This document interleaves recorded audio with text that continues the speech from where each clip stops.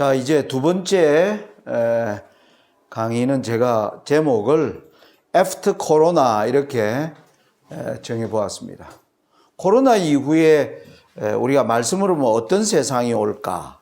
이제 성경으로 좀 추적을 해보는 시간이 되겠습니다. 자, 코로나 이후에 전개될 세상을 저는 크게 세 가지로 좀 분류를 해봤습니다. 첫째는 빅데이터로 무장한 빅브라더가 등장한다. 그렇게 제목을 하나 정했고요. 또 하나는 이제 우리는 상시적 재난의 시대를 지금 맞이하고 있다. 세 번째는 초격차로 인한 혼란과 무정부 상태를 우리가 겪게 될 것이다. 성경이 이것들을 이제 이야기하고 있다는 것입니다. 먼저 우리 다니엘 8장 23절로 24절을 함께 읽겠습니다. 같이 좀 맞추어서 크게 읽어주시기 바랍니다. 시작. 이 내 나라 마지막 때에 패역자들이 가득할 즈음에 한 왕이 일어나리니 그 얼굴은 엄장하며 괴울에 능하며 그 권세가 강할 것이나 자기의 힘으로 말미암는 것이 아니며 그가 장차 비상하게 파괴를 행하고 자유로 행하여 형통하며 강한 자들과 거룩한 백성을 멸하리라. 예. 자, 이 예언은 사실 예수님 초림이 임박했을 때 사실 일어나는 예언입니다. 그런데 예언은 우리가 그 성격이 반복되고 있고 우리가 지난날의 사건에서 교훈을 얻는 것입니다. 그러니까 예수님 초림에 가까웠을 때 다니엘 8장에 이 내 나라 마지막 때에 패역자들이 가득할 즈음에 한 왕, 사단이 일으키는 한 왕이 일어나서 뭐 하는 겁니까? 이 자는 엄장하며 괴율, 거짓에 아주 능하며 그 다음에 권세가 강한데 이 자기 힘이 아니라 그 이면에는 사단의 힘이 작용하는 겁니다. 장차 비상하게 파괴를 행하고 자의로 자기 뜻대로 행하며 형통하며 강한 자들과 거룩한 백성을 하나님의 백성을 멸하려고 올라오는 이게 구약시대는 어떻게 이루어졌느냐 하면 여러분 우리가 다니엘 11장 배우면서 우리는 이 네 나라 마지막 때에 알렉산더가 죽은 이후에 이제 그리스는 네 나라로 갈라지고 이 네 나라 마지막 때는 뭐 하는 겁니까? 이 지역을 둘러싼 패권 전쟁이 한참 일어날 때 바로 여기에 영화로운 땅이 있어요. 그래서 이 영화로운 땅을 차지하는 그 사람들이 하나님의 백성들에게 엄청난 뭡니까? 유대 민족에게는 실제로 이때 고난의 시대가 일어났습니다. 이 네 나라 마지막에 오기 전에 여러분 유대 나라 바벨론에 비록 포로 생활을 했지만 바벨론은 유대 나라를 억압하지 않았습니다. 그 이후에 메데바사도 유대 나라를 억압하지 않았어요. 제가 자주 얘기하는 단어가 있죠. 톨레랑스. 강대국이 약한 자들에 관하여 톨레랑스를 가지고 있어요. 톨레랑스는 관용을 가졌다. 약한 자를 배려해주고 힘으로 억압하는 시대가 아니었습니다. 그리고 그리스 때까지도 그러했어요. 왜 이 나라들은 수많은 민족들을 다스리면서 그 민족들의 특징과 그 민족들의 종교를 최대한 보장해 주는 때였습니다.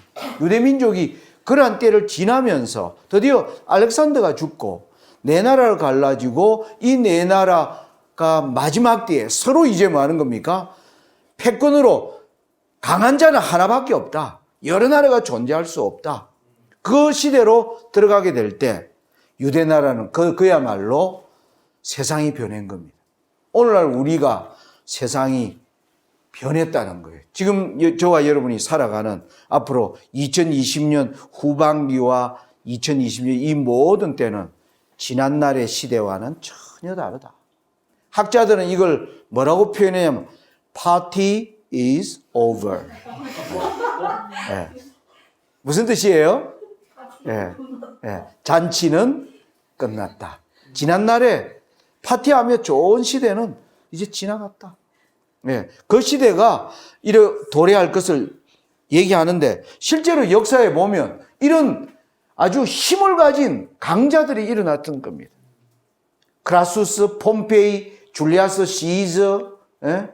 이 사람은 안티오쿠스 에피파네스로 알려져 있고, 그 다음에 한니발, 그 다음에 여러분 알다시피 레피두스, 안토니우스, 옥타비아누스, 이 수많은 힘을 가진 자들이, 이 자들은 권력을 잡으면 뭐 했습니까? 백성들을 강압하기 시작한, 이 자들이 가득할 즈음에 정말 로마와 교황권이 이 시대를 통해서 올라오게 됩니다.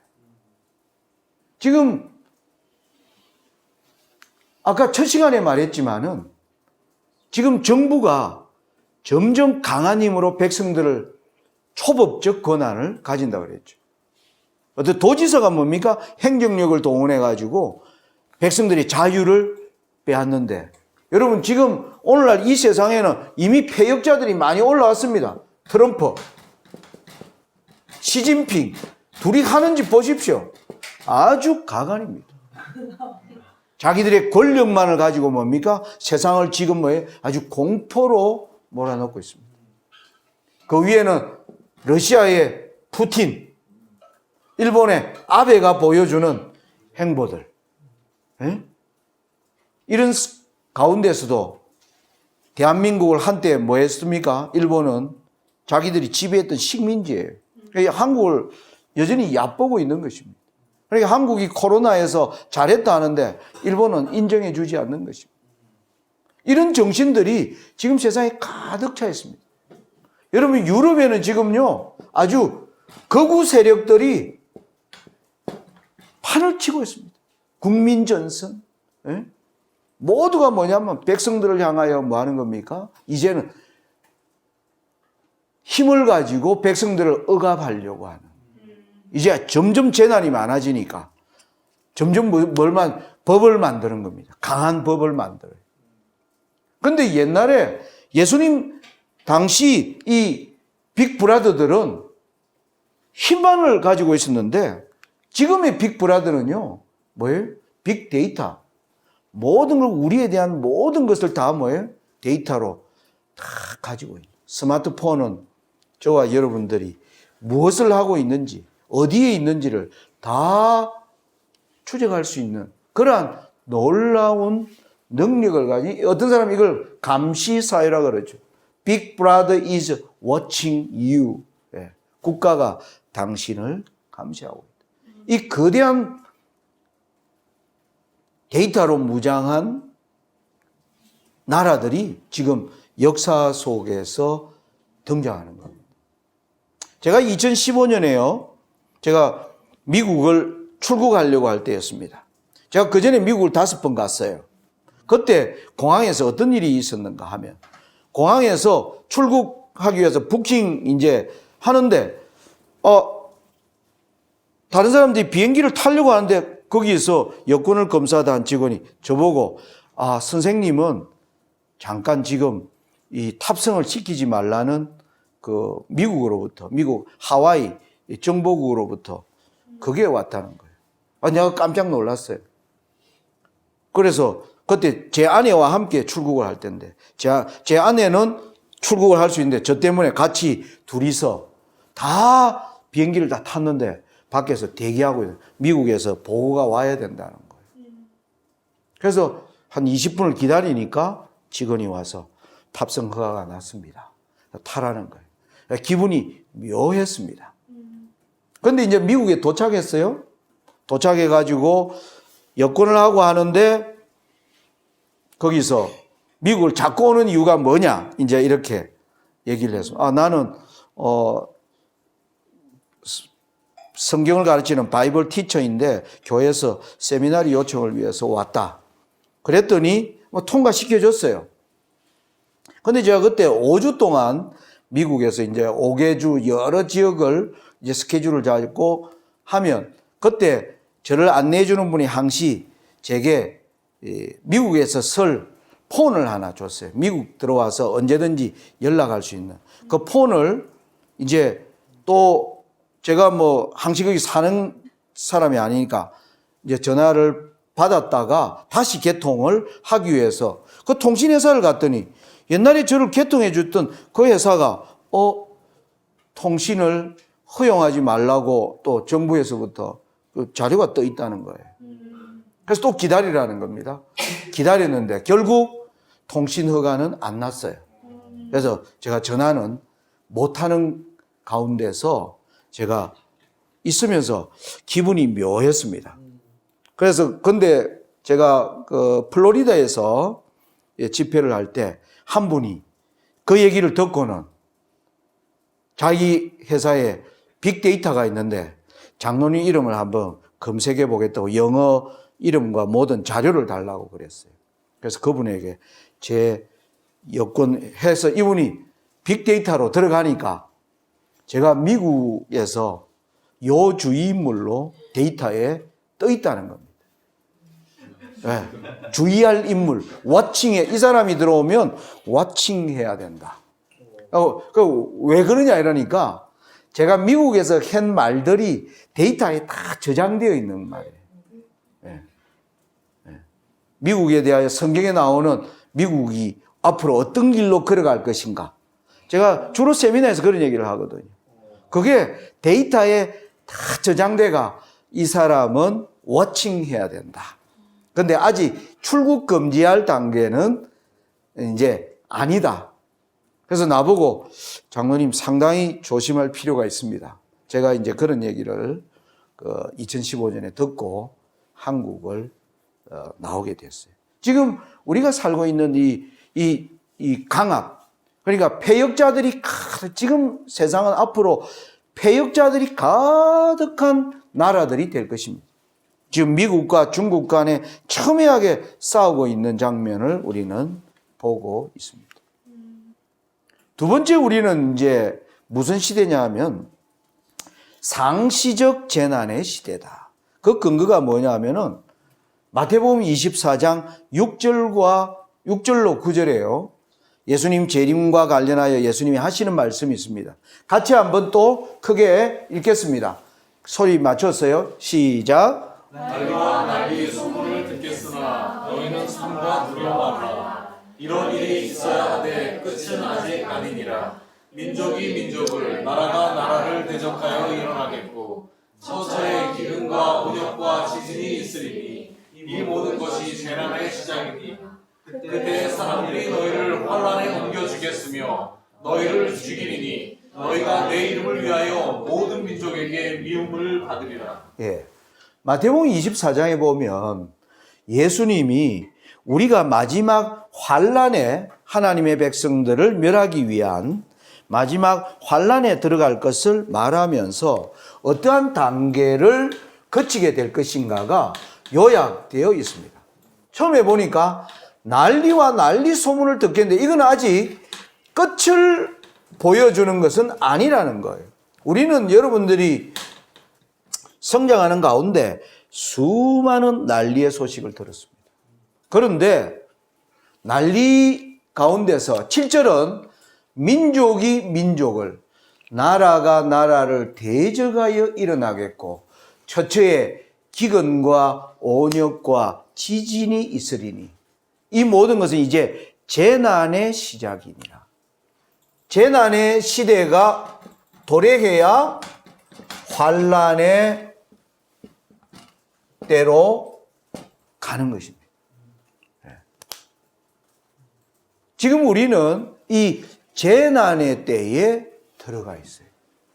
재난의 때.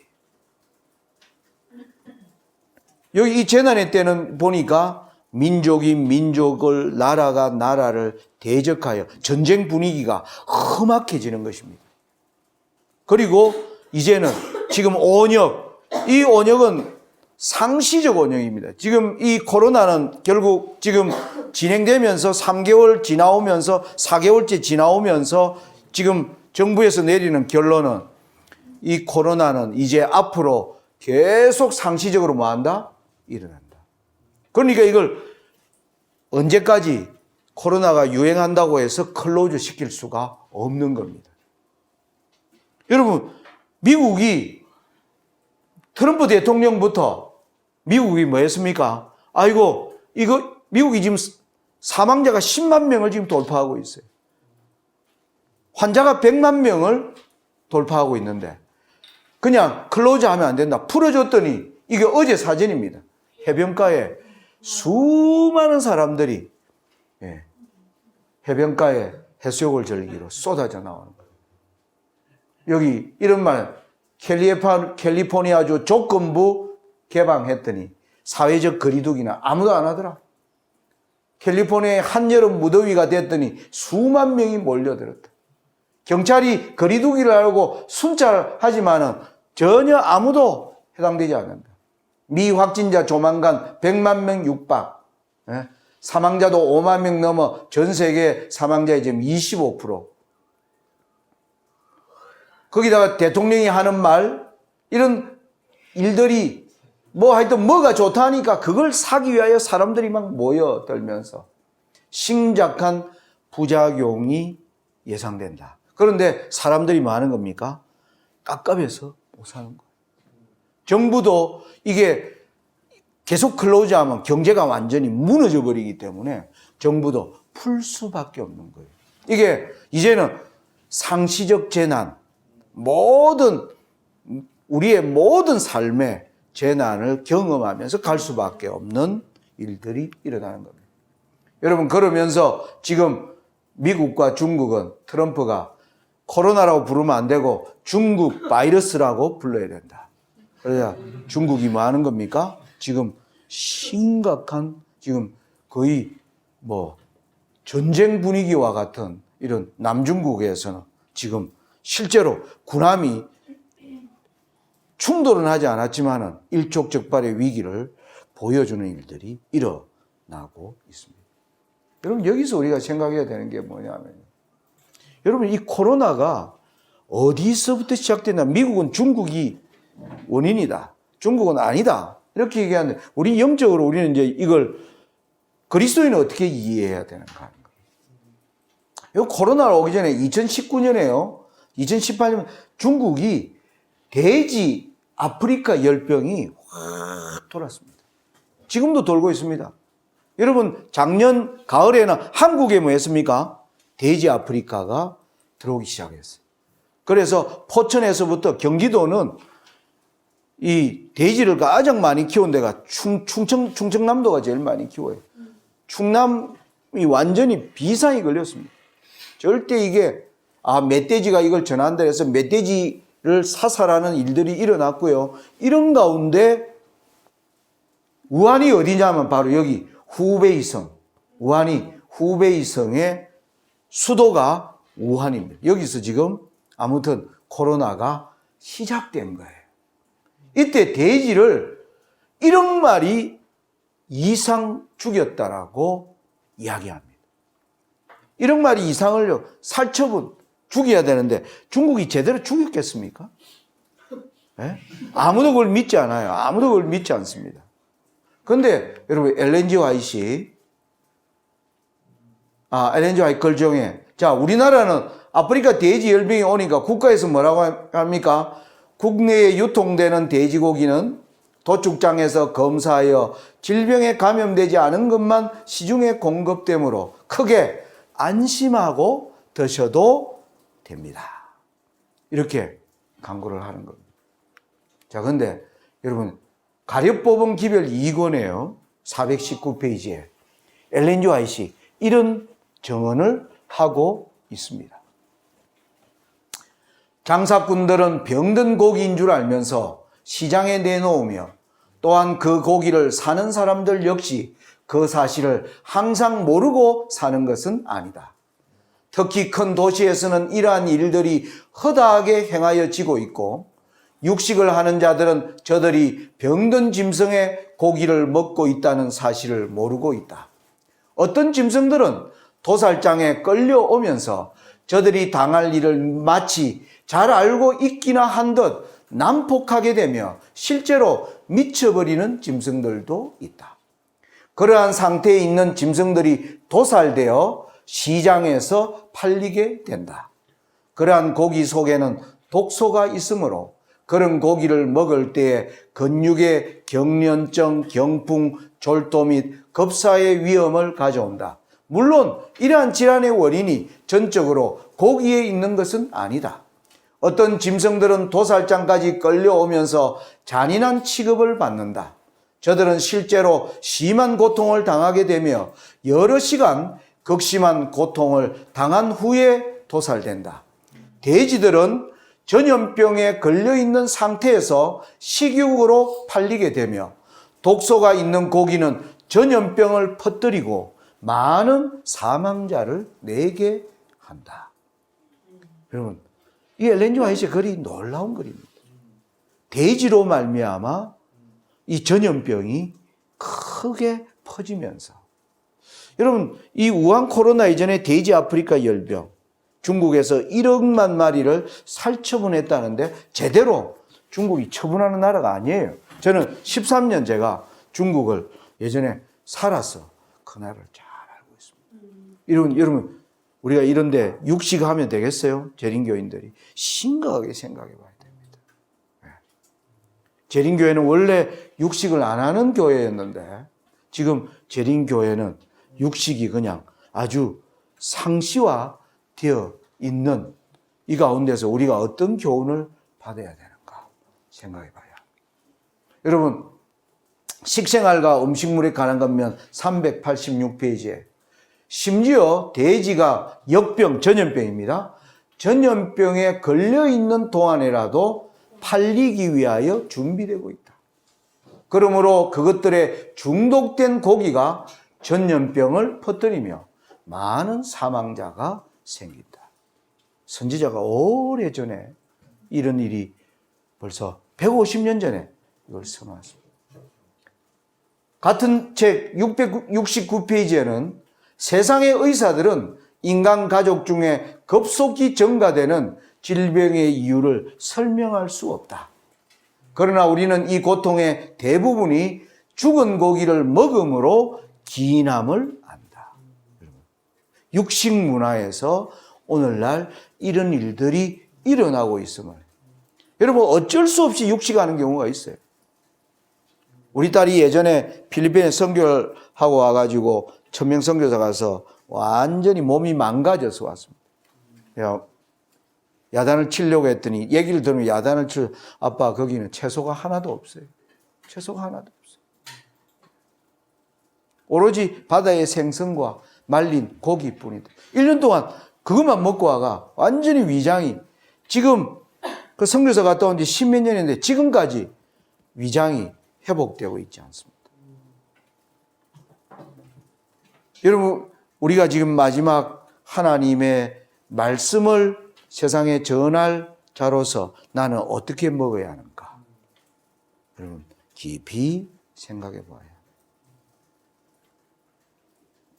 우리는 이러한, 나라가 나라를, 민족이 민족을, 그리고 처처에 전염병이 이래 퍼지고, 여러분, 지진이 상시적으로 일어나는 거 우리는 보고 있고요. 이제 일어날 일들은 뭐예요? 대규모 기근입니다. 지금 농사나 여러분 밀이나 우리나라는 밀 자급률이 2%밖에 안 돼요. 우리나라 콩 이런 것들은 거의 다 90% 이상을 수입하고 있습니다. 우리나라가 쌀이 자급이라자면 우리나라는 쌀 자급 국가가 아니에요. 쌀을 사람들이 안 먹고 그만큼 다른 걸 많이 먹기 때문에 그렇습니다. 그런데 쌀을 주식으로 하게 되면 대한민국은 쌀도 뭐예요? 자급 국가가 아니에요. 여러분 앞으로 큰 식량에 예를 들어서 밀 농사가 큰 타격을 입게 되면 밀을 많이 재배하는 나라들이 밀 수출을 할까요? 안 할까요? 안 하죠. 그러면 우리나라는 그때 국가가 뭘 하겠습니까? 배급제, 마스크 배급받는 것처럼 뭐 하는 겁니까? 먹는 것도 배급받는 이런 때가 금방 다가올 수 있는 것입니다. 그래서 엘렌 G. 화이트이 시골 생활과 자급자족의 생활 그리고 단순하게 먹는 이 습관을 하나님의 백성들이 길러야 할 것을 얘기하는 것은 이 환란의 시대를 우리가 어떻게 준비하는가를 설명하고 있는 것들입니다. 우리는 상시적 재난의 시대에 들어가 있다. 우리가 기억해야 합니다. 세 번째는 뭐겠습니까? 저는 초격차로 인한 혼란과 무정부 시대가 도래한다. 초격차. 여러분, 우리는 얼마 전까지만 해도 여러분들이 태어날 때마다 이런 얘기를 했습니다. 80대 20. 이 세상은 20%가 아주 잘 사고 80%가 이제 그들과 격차가 있는 세상이다.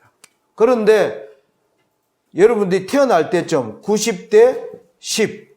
여러분이 지금 이제 성인이 돼서는 99대 1. 지금은 뭐예요? 초격차. 빈부의 격차가 엄청나게 벌어진다는 겁니다. 앞으로 지금도 일자리가 없는데 제가 말씀드렸죠. 점점 기업은 한계에 봉착하게 되면 임금비를 줄일 수밖에 없는 상태에 점점 더 몰리게 됩니다. 여러분들을 위한 일자리는 거의 없어지는 때를 우리가 지금 걸어가고 있는 것입니다. 미국은 지금 4천만 명이 이 일로 실업자가 생겼다. 여러분, 이 말, 젊은이들은 이 말 잘 알, 아싸와 인싸. 여러분 아십니까? 네. 네. 네. 여러분, 제가 이걸 40대 이상 물었더니, 그건 뭐예요? 아싸와, 제가 우리 집에서 아싸, 인싸, 그게 무슨 말이에요? 네, 20대와 30대는 압니다. 아싸가 뭡니까? 뭐에서의 약자입니까?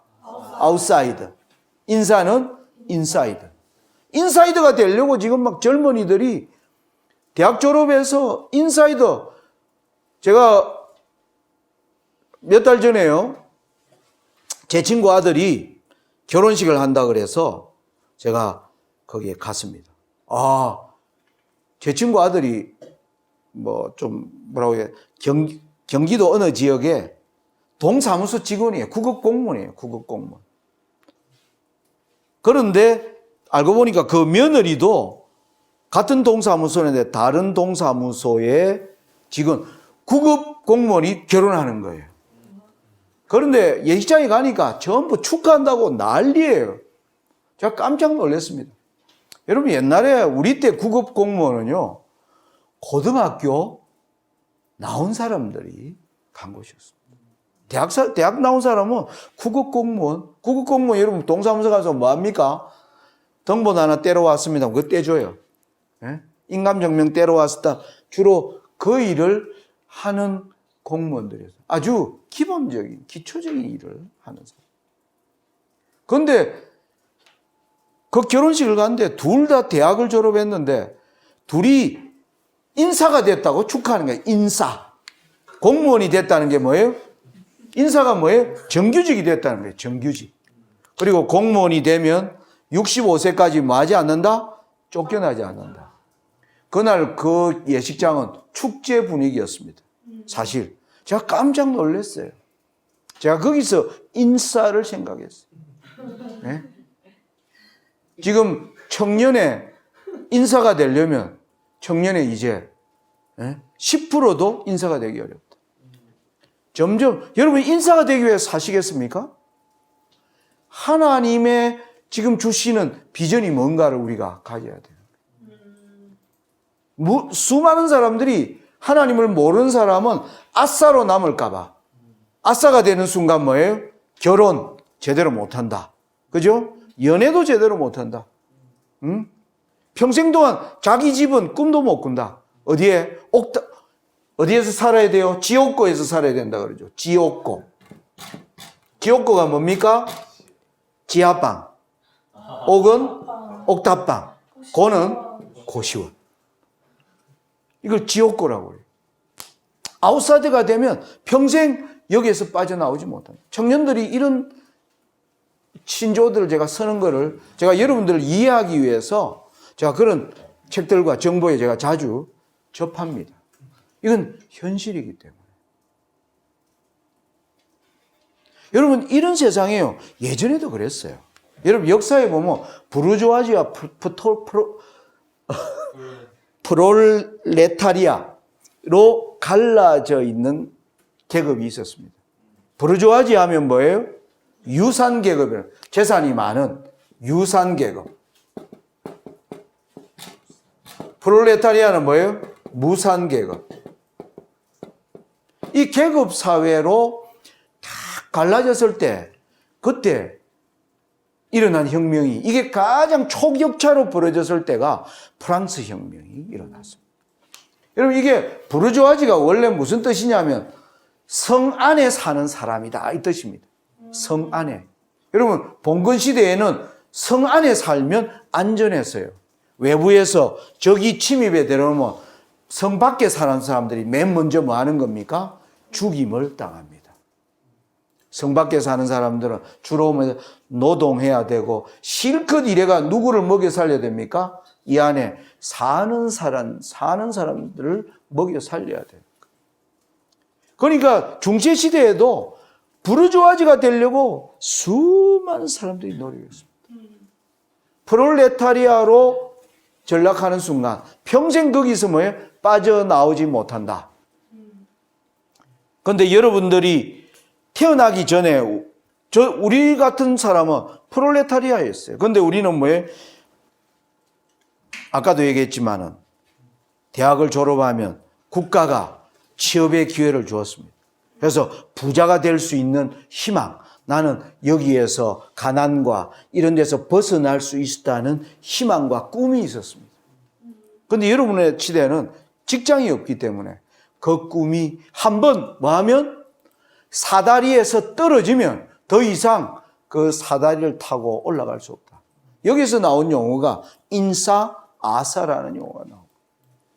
여러분 우리는 세상적으로 살 것인가 하는 거예요. 인사이드가 되기 위하여 애를 쓸 것인가. 여러분 그런데 이 시대를 보여주는 내용이 요한계시록 11장에 나옵니다.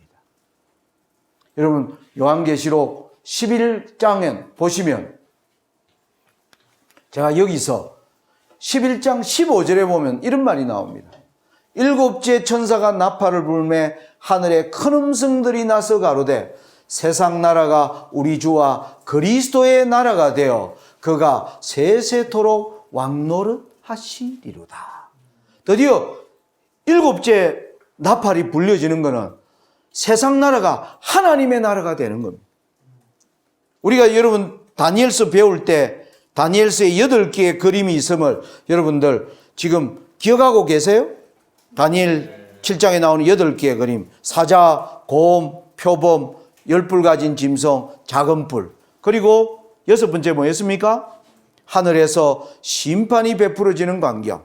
그 다음에 짐승이 정한 때를 기다리고 있는 장면. 그리고 마지막 8째는 인자가 나라를 받는 광경. 바로 인자가 나라를 받는 게 바로 여기 7째 천사가 나팔을 불면 드디어 인자가 나라를 받게 되는 것입니다. 그걸 요한계시록에서는 어린 양의 혼인식으로 말하고 있었다. 지난번 여러분들과 공부할 때 그게 제가 여러분들에게 강조한 중요한 메시지였습니다. 그 8번째 이상이 실현되는 게 바로 뭐냐면은 이 7째 나팔. 근데 7째 나팔이 불려지기 전에 나오는 내용이 뭐냐면 7절부터 저희가 그 증거를 마칠 때에 무적행으로부터 올라오는 짐승이 저희로 더불어 전쟁을 일으켜 저희를 이기고 저희를 죽일 터인즉 하나님의 정인들을요 죽이는 일이 일어나는 겁니다. 그 뒤에 보면 이 정인들이 죽어서 그 시체를 사흘 반 동안 3년 반 동안 이 정인들의 죽음이 지속되는 겁니다.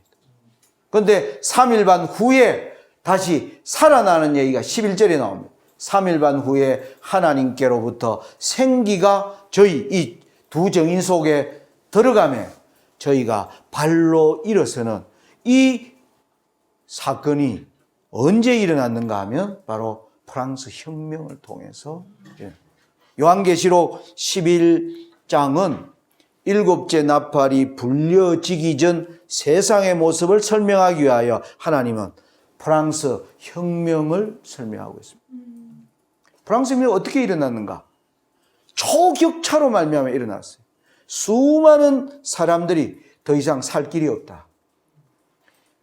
부자들은 나는 도저히 이 가난과 이 모든 것에서 벗어날 수 없다는 생각을 하게 될 때, 그리고 정부는 이 문제를 해결할 능력이 없다는 것을 사람들이 뭐 하기 시작하면서, 깨닫기 시작하면서 심각한 일들이 일어나는 거예요.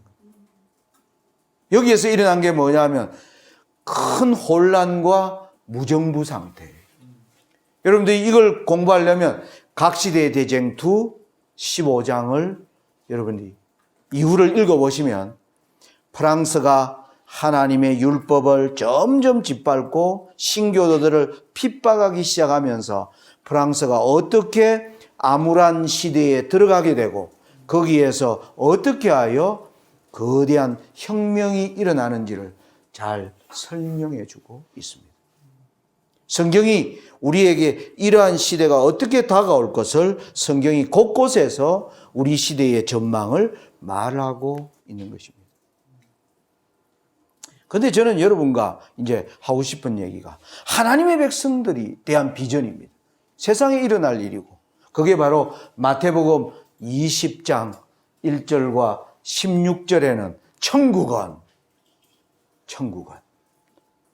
마치 품꾼을 얻어 포도원에 들여보내려고 이른 아침에 나간 집주인과 같으니, 하늘은 지금 일할 일꾼들을, 지금 세상은 일꾼들을 많이 전부 해고시키는 때에 천국은 지금 일할 사람들을 찾고 있는 때고 바로 천국입니다.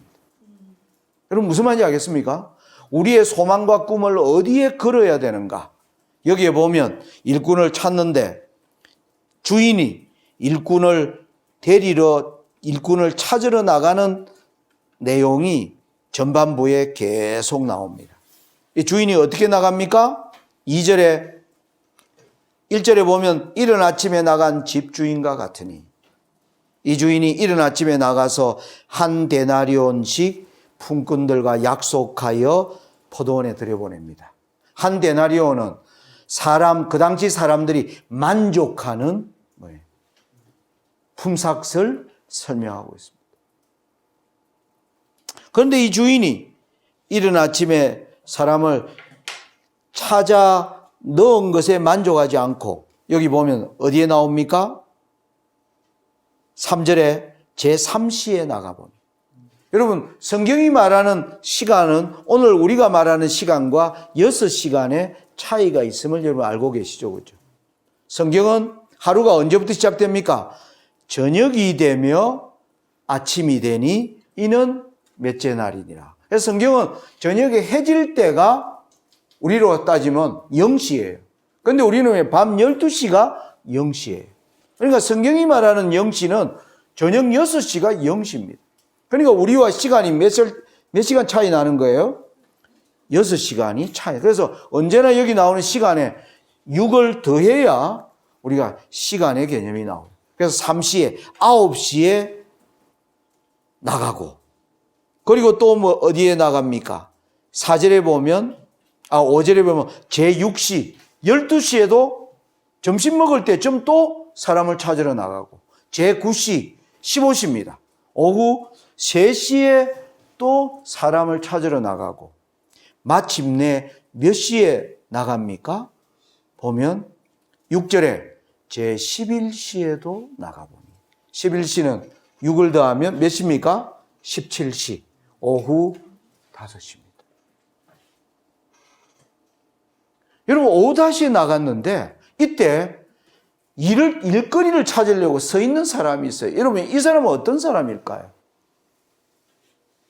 어떤 사람이 오후 5시에 서 있을까요? 오후 5시에도 여러분 오후 5시면 퇴근할 시간입니다. 그죠? 그때 대부분의 사람들은 뭐 하는 겁니까? 근데 이때도 서 있는 사람은 어떤 사람일까요? 어떤 사람이라고? 누가 한 명 좀 대답 한번 해보세요. 어떤 사람이 여기 서 있을까요? 게으른 사람입니까? 네. 그러면 게으르지 않고, 그러면 부지런한 사람이 여기 서 있는 건 뭐 때문에 서 있는 거예요? 이 사람은 일을 해야 되는 사람입니다. 일하지 않고는 살 수 없는 사람이에요. 여러분, 천국의 마지막 모습 뭡니까? 일자리가 없는데 얼마나 없느냐? 마칠 시간에도 일자리를 찾고자 사람들이 모여드는 세상이 천국의 예수님의 재림에 가장 가까운 일자리의 모습입니다. 오늘날 예언을 풀어도요, 하나님의 나라가 가까웠고 일자리를 설명하고 있는 그것도 지금 우리는 뭐예요? 마지막 때에 와 있는 거예요. 이때 집주인이 이 사람을 뭐 하는 겁니까? 너희도 들어가라. 그 결과 그들이 흡족한 싹을 주인에게서 받는 내용이 등장합니다. 여러분, 우리가 이제 여러분들은 여기 대학을 뭐 다 졸업했는지 또 혹은 중간에 휴학하고 왔을 수도 있고, 아무튼 뭐 어떠하든 간에 나는 무엇을 추구하며 살 것인가? 여러분, 여기 대부분 금수저 다이아몬드 수저는 없을 줄로 알아요. 제가 볼 때. 금수저 다이아몬드 수저가 여기 올 리가 없죠, 사실 또. 보면. 그러면 여러분, 우리가 세상적으로 보면 우리는 아싸. 그러니까 어떤 사람은 아싸니까 그냥 난 아싸리 그냥 살란다. 그렇게 살래요? 그렇게 살 수는 없습니다. 하나님이 주시는 비전으로 우리가 살아야 하는데 여러분들은 올해 바로 미션에 도전한 겁니다. 선교사가 되어야 됩니다. 그러면 어떤 선교사가 되어야 돼요? 어떤 방향을 우리는 추구해야 될 것인가? 이게 여러분들과 제가 고민해야 되는 것입니다. 제가 여러분들에게 성경을 강의해 달라고 요청을 받을 때 저의 가장 큰 고민이 그거예요. 하나님, 어떻게 메시지를 정리해야 됩니까? 여러분, 우리 제7난식이 예수 재림교회는 재림이라고 하는 이 여행길에 두 개의 큰 이정표가 예언을 통하여 나타났음을 우리는 알고 있습니다. 예수님의 십자가, 바로 이것은 뭐예요? 예수님이 뜰에서 회막으로 예수님의 사역이 변경되는 것을 알리는 지계표예요. 하나님이 하시는 일도 일이 바뀌어요. 시대에 따라. 하나님이 계속 어떤 일을, 예수님의 그리스도의 사역도 시대에 따라 변하는 것입니다. 우리의 필요를 메주기 위하여, 충족해 주시기 위하여. 그래서 십자가는 예수님의 사역이 뜰에서 회막으로 바뀌는 것을 알리는 신호탄이었습니다. 1844년은 뭡니까? 회막이 성소와 지성소로 나누어져 있는데 회막 가운데 둘째 칸 지성소의 사역으로 바뀌어지는 것을 알리는 것이 바로 1844년이었어요. 여기에 맞는 사역을 하라는 게 SDA의 선교입니다. 무슨 말인지 아시겠습니까? 이 사역에 걸맞는 예수님의 사역을 알고 내 주인이 지금 무슨 일을 하는지 알아야 되는 것입니다. 주인이 포도원에 들어가라 했으면 주인이 그 포도원에서 어떤 일을 하라고 나를 보내셨는가? 그래야 주인의 일을 이룰 수가 있는 것입니다. 그런데 오늘날 제가 많이 이렇게 들여다보면 선교는 해외 나가서 봉사하는 것이다. 이렇게 생각하고 준비하고 있는 사람들이 많은 것이에요. 물론 선교가 해외의 필드로 나가죠. 여러분, 선교의 문도 이번 이 코로나로 어떻게 바뀔지 모릅니다. 제 딸과 사위가 지금 캄보디아에 있어요. 제 딸이. 네. 지금 6개월째 얼굴을 못 봤습니다. 그런데 뭡니까? 카카오톡이 있어가지고 이 코로나에도 페이스톡은 여전히 가능한, 아까 얘기했죠. 통신과 물류는 맞지 않았다? 클로즈 되지 않았습니다. 클로즈 되지 않았어요. 그런데 환경은 급격하게 변하고 있다는 겁니다. 우리 딸과 사이도 어떤 고민을 하고 있는가? 자주 모든 것이 변하고 있는 것입니다.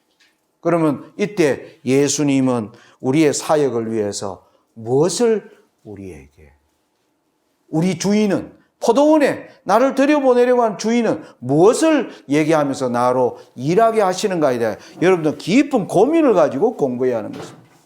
여러분들 이번 이 기간 동안 정신을 똑바로 차리고, 지난날에 그냥 하던 방식이 아니고 여러분들이 힘든 과정 속에서 내가 이번 기간 동안 이것을 잘 이겨내겠다고 생각하면서 여러분들이 따라간다면 여러분들 앞으로의 삶에 큰 전환을 이루는 아주 놀라운 계기가 될 것입니다. 여러분들 이번에 와 있는 이 지역의 환경이 아마 이제 아직 제대로 보지 못하겠지만은 정말 좋은 천연의 환경으로 이루어져 있어요. 거기에서 여러분들이 함께 걷기를 하고 함께 기도하고 말씀을 통해서 여러분들을 사실 훈련하고 있는 이 목사님은 아주 열정과 많은 면에서 여러분들을 정말 하나님께서 원하시는 그러한 것으로 만들어가는 데에서 깊은 관심을 가지고 또 하나님의 방향에 대해 끊임없이 고민하고 있는 분이 저는 여러분의 리더가 되고 있다는 사실에 대해서 저는 상당히 하나님께 감사합니다. 여러분들이 잘 따라가시기 바랍니다. 제가 한 대원이 빠졌다는 얘기를 제가 슬프게 들었어요. 물론 그 내용을 저는 알지 못하지만 그가 생각했던 것과 뭐 힘든 과정이 있을 수 있고 여러 가지 뭐 어떤 일들이 있었을 줄로 생각합니다. 그런데 여러분 앞에 있는 도전을 생각하면 지금 여러분은 아직도 행복한 가운데 좋은 여건 가운데 놓여 있는 것입니다. 여기에서 뭡니까? 여러분들이 배워야 할 교훈을 잘 배워서 잘 준비하시기 바랍니다. 이 하나님이 이걸 위해서 재림교회를 세우면서 바로 세천사 기별을 이야기합니다. 이 기별은 경험의 기별입니다. 나는 세 단계로 되어 있는 첫째, 둘째, 셋째 천사의 기별을 보았다. 이 기별들을 바르게 이해하는 것은 매우 중요한 일이다. 모든 영혼들의 운명은 이 기별을 받아들이는 태도에 달려있다. 여러분들이 선교사로서 나는 어떤 자세를 가지고 여러분들 여기에 공부에 임하는가? 나는 어떤 자세를 가지고 기도와 이 봉사에 임하는가? 여러분, 태도가 중요합니다, 사실은. 자세가 중요한 것입니다. 그게 되어 있지 않으면 아무런 의미가 없습니다. 그냥 스펙 쌓으려고 여러분 오신 것밖에 되지 않는 것입니다. 여러분 지금 스펙 쌓았다고 여러분들 인사에 들어갈 수 있겠습니까? 스펙은 이미 여러분 조국 사태를 통해서 보지 않았습니까? 부모를 잘 만나야 어떤 스펙보다 부모를 잘 만나야 된다. 이게 우리는 지금 이 세상이 추구하는 길임을 우리가 알고 있는 것이죠. 하나님께서 주시는 기별을 그것을 어떤 태도로 우리가 받아들이고 준비하느냐에 우리의 미래가 뭐 하는 겁니까? 결정된다는 것입니다. 바로 이렇게 준비된 자에게 뭐예요? 나는 다른 힘센 천사가 명령을 받고 셋째 천사와 연합하여 그의 기별의 능력과 힘을 주기 위하여 지상으로 내려오는 것을 보았다. 여러분, 하나님이 주신 이 것들을 잘 좋은 태도로 받아서 준비한 자들에게 뭘 주기 위하여? 능력과 힘을 주기 위하여 하나님이 또 다른 천사를 우리에게 보내세요.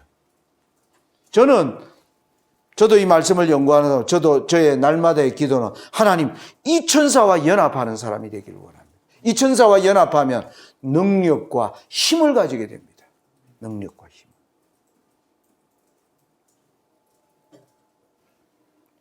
자, 우리가 아까 첫 시간에 스가랴 5장 1절로 4절의 말씀을 우리가 보았습니다. 이 스가랴 5장을 우리가 이제 스가랴서 전편을 이제 연구해야 하는데 이런 과정들을 다 하면 이것도 굉장히 방대한 내용입니다. 여러분 스가랴서는 구약에서 요한계시록이라고 알려졌어요. 구약의 요한계시록이 스가랴다. 그만큼 스가랴가 사람들에게 어렵다. 왜 어려운가? 많은 이상들이 거기에 들어가 있고 그 이상들이 난해한 단어들로 구성되어 있는 곳이 스가랴입니다. 그래서 스가랴가 어렵다라고 생각합니다. 이번에 저는 여러분들과 함께 스가랴 전반부를 탐구해 들어갈 것입니다. 그걸 위해서는 구약에 나오는 많은 역사들을 우리가 이해해야 할 필요가 있습니다. 스가랴서는 전반부에 다니엘서처럼 8개의 이상이 주어집니다.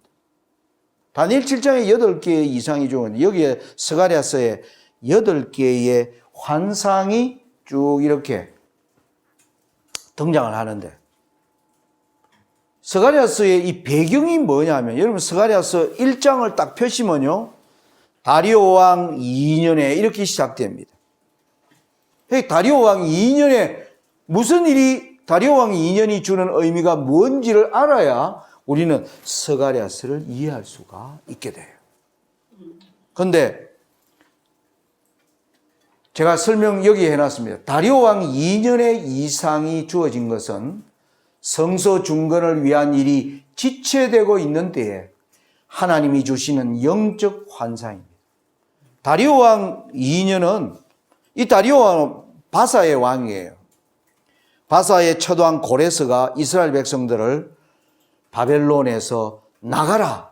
너희들은 너희 하나님의 성전을 중건하기 위하여 너희들은 예루살렘으로 가고자 하는 사람은 다 가도 된다는 중건령을 내렸습니다. 그래서 4만 명 이상의 사람들이 그 중건령에 따라 예루살렘에 갔는데 성전 중건을 못해요. 못한 게 아니라 안 해요. 안 하는데 핑계가 있습니다. 하나님 가서 일하려고 하니까 너무 방해가 심해서 도저히 일할 수가 없습니다. 그래서 그들이 뭐예요? 하나님의 일을 중단해 버립니다.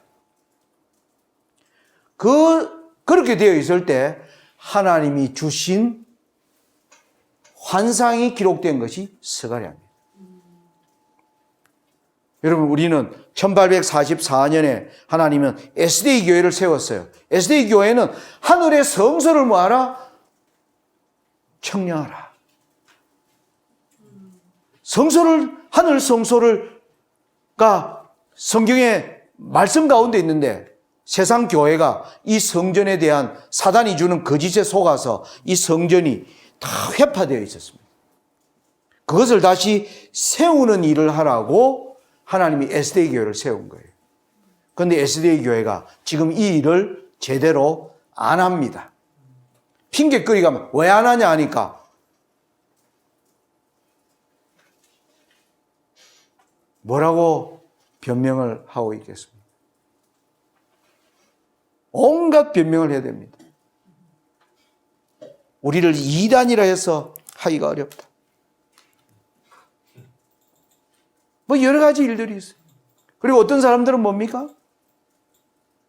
세상이 주는 이 자본주의가 주는 이 세상이 너무 재미있어서 거기에 빠져 있다 보니까 하나님의 일에 흥미를 잃었어요. 이제 또 일하라면 말고 하나님 이제는 먹고 살게 지금 바쁩니다. 이제는 먹고 살아야 돼. 이렇게 지금 먹고 살기 위해서는 지금 치열하게 살아야 되는데 지금 무슨 하나님의 기별을 연구한단 말이에요. 이런 일들이 끊임없이 우리의 삶의 변명으로 나타난 것처럼 그런 여러 가지 백성들이 변명하는 가운데 하나님의 일이 중단되고 있을 때 하나님이 주시는 영적 환상이기 때문에 지금 우리에게 주는 교훈이 뭡니까? SDA 교회에게 이 일을 하라고 했는데 SDA 교회가 지금 이 일을 제대로 못하고 있는 겁니다. 그러므로 스가랴서가 주는 교훈은 우리에게 주는 아주 놀라운 교훈이 기록되어 있다는 것입니다. 스가랴서는 그래서 연구할 중요한 가치가 있습니다. 8개의 환상은 제가 이걸 먼저 간략하게 이제 좀 요약을 하면 이거예요. 첫째 환상이 뭐냐면 스가랴 1장에 첫째 환상이 뭐냐면 하늘에 화석류 나무 사이에 여호와의 사자가 서 있는 장면. 여호와의 사자는 예수님이에요. 예수님이 거기에 있는데 이 땅을 두루 다니는 말탄자들이 와서 예수님께 보고하는 장면입니다. 세상을 두루 다녀보니까 하나님의 포도원에 일하는데 관심 가진 사람이 없습니다라는 이러한 보고를 천사들이 올립니다. 그런데 그 천사들을 향하여 여호와의 사자가 선한 말씀, 위로하는 말씀을 해요. 반드시 이 일이 이루어질 것이라고 보증하는 내용이 첫째 내용입니다. 두 번째 환상은요, 내 뿔과 내 공장이래. 예수님이 이러한 걸로 온 하늘에 관심을 가지니까 사단이 화를 내고 내 뿔로 일어납니다. 사단이 이 일을 방해하기 위하여 다시 사단이 맹렬하게 활동하는데, 사단의 맹렬한 활동을 막기 위하여, 무너뜨리기 위하여 하나님이 내 숙련된, 굉장히 숙련되어 있는 내 공장을 파송하는 장면이 두 번째 환상입니다. 세 번째 환상은 마침내 일 안 하던 백성이요, 드디어 성전 공사를 하려고 청량줄을 잡은 거예요. 다시 공사가 시작을 하기 위하여 어떤 사람들이 마음에 감동을 받아 일어났습니다. 청량줄을 잡은 사람에게 주는 여호와의 비전이 주어지고 있습니다. 그 다음에 네 번째는 우리 재림교인들이 좀 익숙한 장면입니다. 대제사장 여호수아가, 더러운 옷을 입고 있는 여호수아가 깨끗한 옷을 입는 장면. 그리고 그 다음 다섯 번째는 스룹바벨, 총독이죠. 스룹바벨이 성령의 감람나무에서 흘러나오는 기름으로 충만케 될 것을 얘기하는 장면. 우리 재림교회는 스가랴 3장과 4장을 마지막 지성소에서 예수님이 우리의 죄를 도말하시고 뭐 하는 겁니까? 늦은 비로 충만케 할 것을 보증해 주는 그 이상으로 우리는 네 번째와 다섯 번째 이상을 잘 알고 있어요. 그 나머지를 잘 몰라요. 그런데 8가지를 다 잘 알아야 됩니다. 그 다음 이상이 제가 오늘 여러분들에게 날아가는 두루마리가 등장합니다. 이 세상에 여호와의 저주가 쏟아지는 겁니다. 그 다음 7번째 이상은 에바 속에 여인이 있어요. 그 여인은 악이라 그래요. 악. 이 여인을 예루살렘에서 신할 땅으로 옮기는 장면. 이건 뭐냐면 하나님의 경건한 백성에게서 하나님이 악을 더 이상 없도록 하나님이 뭐합니까? 하나님의 백성에게서 악을 제거하시는 장면. 우리가 지금 하나님께 헌신하면 이 축복을 경험할 수 있습니다. 그리고 마지막 8번째 이상은 하늘에 병거들이 등장. 병거는 뭡니까? 싸움을 하기 위하여 이제 병거, 마지막 사단과의 마지막 싸움을 이기시는 장면으로 스가랴서가. 이건 오늘 우리 시대에 주는 큰 교훈을 담고 있습니다. 그래서 우리가 이것들을 이번에 우리가 한번 공부하게 될 것입니다. 그래서 이 공부들을 위해서 우리가 역사에 지난날 어떠한 과정들을 거쳤는지를 우리가 잘 추적해 보는 가운데 여러분들이, 저와 여러분이 함께 이 공부를 통하여 우리 마음속에, 저는 이 생각이 베드로후서의 말씀 같이 한번 읽겠습니다. 시작. 이 모든 것이 이렇게 풀어지리니 너희가 어떠한 사람이 되어야 마땅하뇨. 이 하늘의 거룩한 초청에 우리가 응답하는 그러한 귀한 시간으로 하나님을, 우리를 인도해 주실 줄 믿습니다. 기도드리고 마치겠습니다.